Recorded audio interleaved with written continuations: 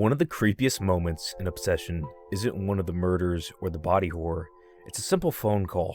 After Bear realizes just how badly the One-Wish Willow has twisted his wish, he does the only logical thing left. He calls the customer service number on the box, hoping someone can reverse what he's done.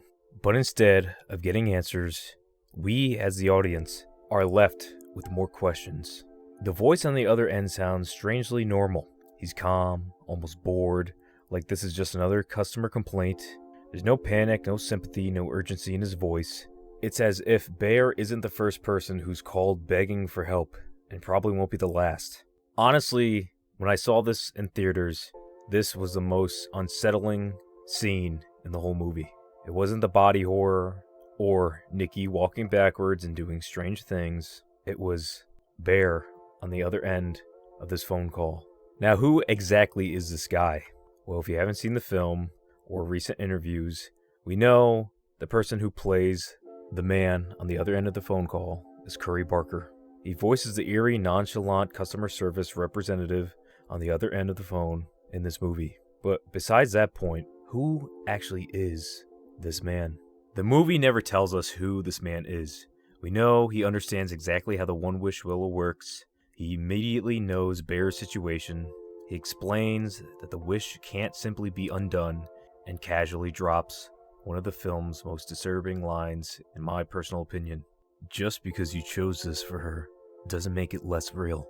Honestly, that gave me the goosebumps when I heard that. That sentence completely changes how we're supposed to think about this curse. Then comes the moment that really stuck with me. The representative asks Bear if he'd like to speak with Nikki. He doesn't mention how she's doing, doesn't say anything about her situation. He just says, "Would you like to speak with her?" In this scene, Bear hesitates to say anything, and suddenly, all you hear is Nikki screaming, wailing, gnashing, as if she's being tortured behind the phone. After hearing this, Bear hangs up. But here's what's interesting. What if he didn't? What if he didn't hang up? The representative didn't just offer proof that Nikki was still somewhere inside the curse. He offered Bear a conversation. That wording feels deliberate.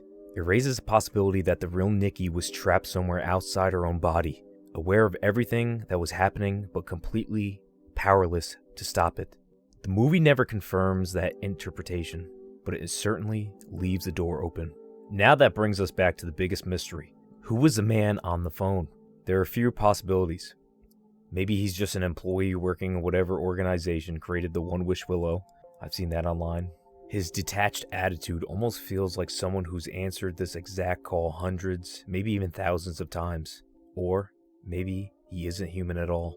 He seems to know things no ordinary customer service representative should know. He could somehow connect Bear directly to Nikki's trapped consciousness, and he never sounds surprised by any of it. It's almost as if he's part of the magic himself.